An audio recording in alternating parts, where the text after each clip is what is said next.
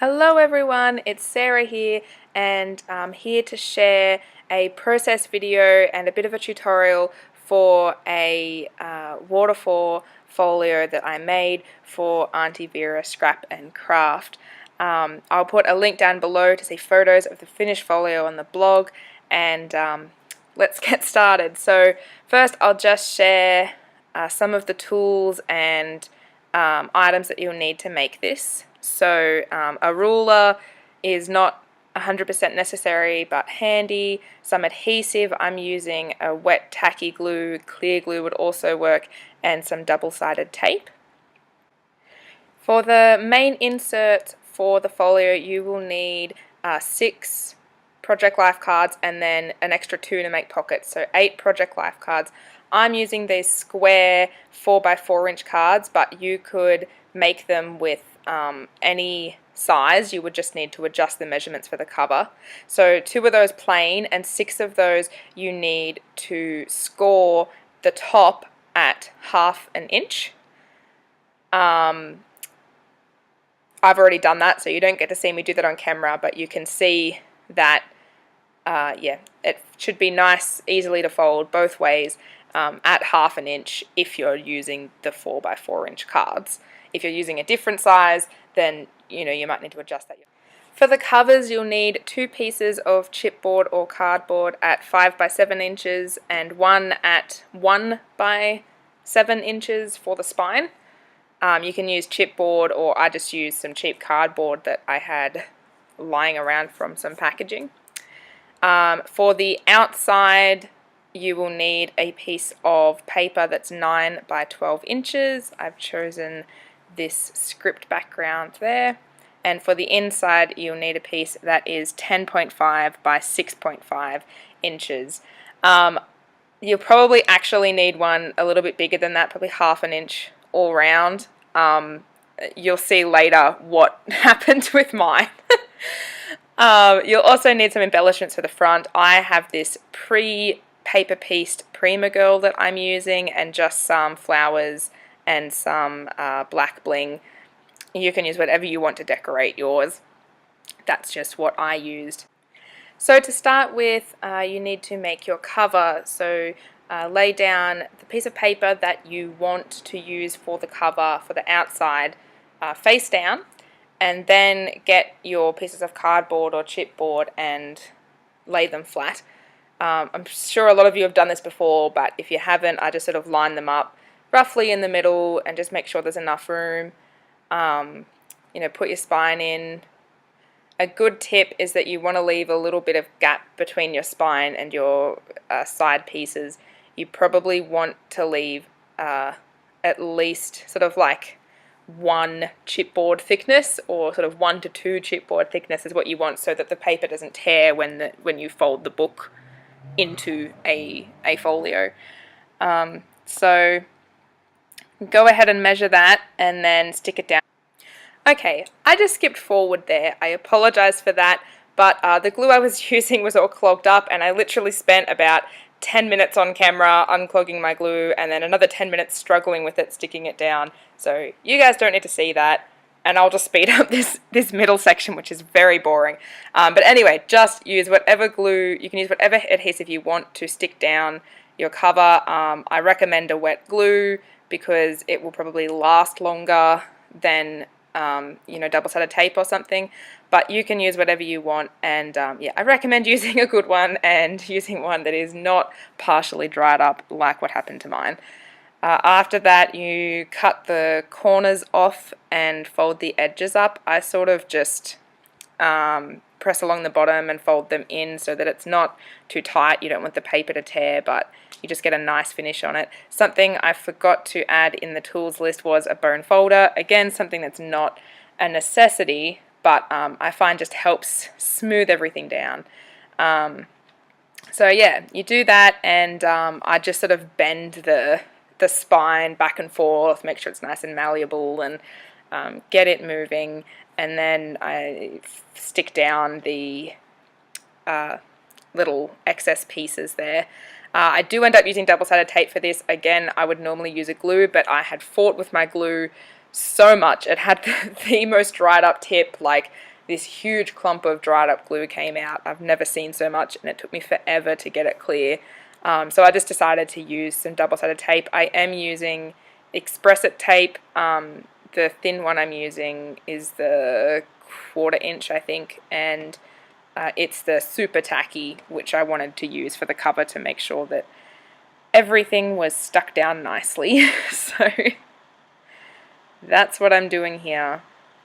So this is the boring part, but I thought I'd better keep it in so that anyone who maybe hasn't made a cover before can see how I do it. I then use my bone folder just to press in the little extra bits of paper there so that they move with the spine well, and you're not going to have any tearing or pulling. And yeah, I just test that's all working. Then I stick in the inside piece of paper. This is where another hiccup occurred, as I said. It is slightly too small, and I mean like 2 millimeters, like.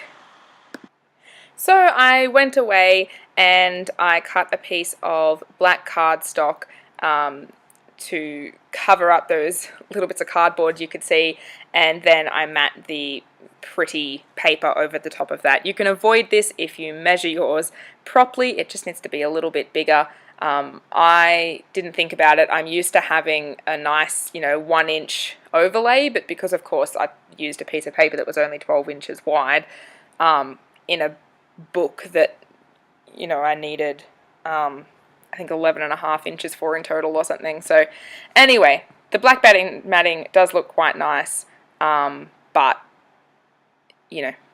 your choice if you decide to make one. I kind of like it either way. Here I'm using the Express-It tape again, but this is the 1/2 inch thickness, and it's just the normal tacky. I figured for the pages it would be fine. So that's what I'm using there. I stick it on, and then my cover is done.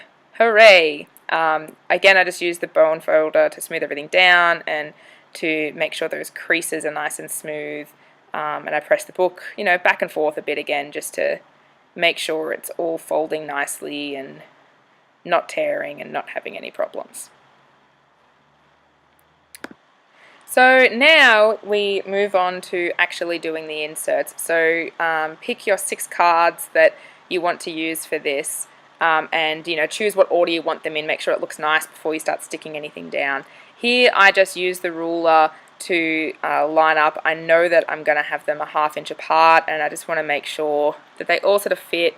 I see there's a little gap at the top, and then I just kind of eyeball it where I want my first one stuck. So all I do is put just a strip of double-sided tape on that back edge of the 1/2 inch piece that's pre-scored.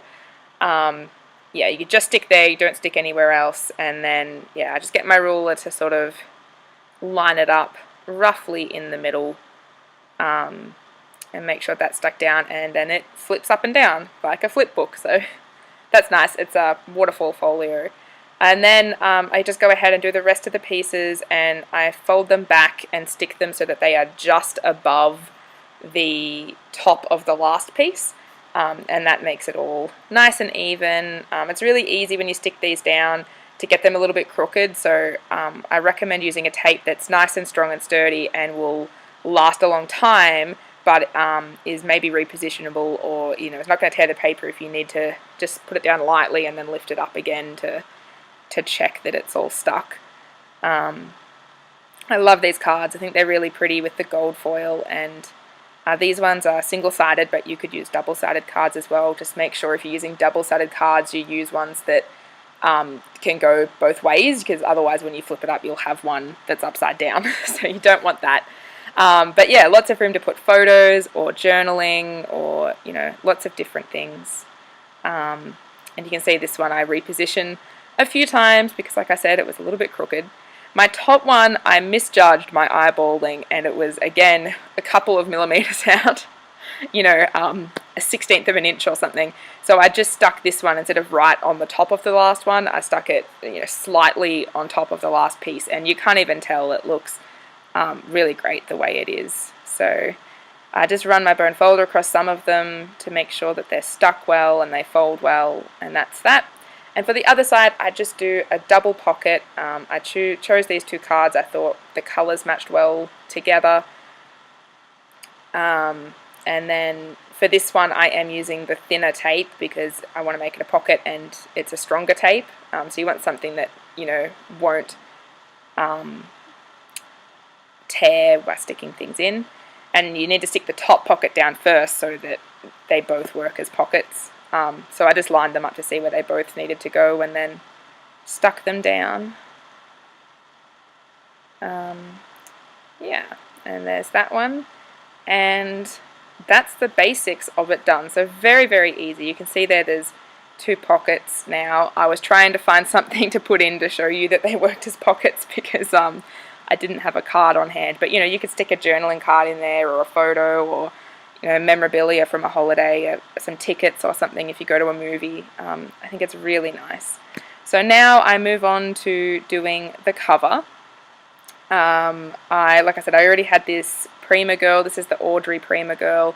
Vera sent me the dies for. I think she's really pretty, and I pre-cut her just out of some plain cardstock that I had and coloured her with Copic markers. I really loved these yellow flowers on the sort of grey background paper I decided to use. So yeah, I stick all that down again using just a nice strong adhesive because, as we all know, covers of journals and folios can get a little bit battered sometimes. You can use a sealant over the top if you want.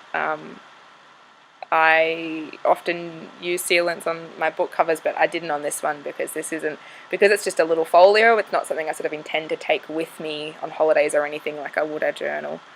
But yeah, so to stick that on, you can decorate using whatever you like. I know Vera has some new Prima flowers in store as part of the January kit with Aunty Vera Scrap and Craft, so pick up some of those. The yellow flowers, for those that to die for, these were just ones I had in my stash. But yeah, I think they're very pretty. I have a very simple cover. I didn't put a title on it because I wasn't quite sure what I was going to use this for yet, and it already had the script background. So yeah, but you could add a title if you wanted. I might add one later. I ummed and ahed about cutting off her feet and decided I would because I wanted the book to be able to stand up. And there it is. So that's my tutorial process video for a waterfall folio using Project Life cards. People, of course, cut their own cards all the time to make these. I just thought, why not use what I already had. I hope you've enjoyed. Thank you for watching, and if you end up making a project like this, please put a link down below so that I can have a look.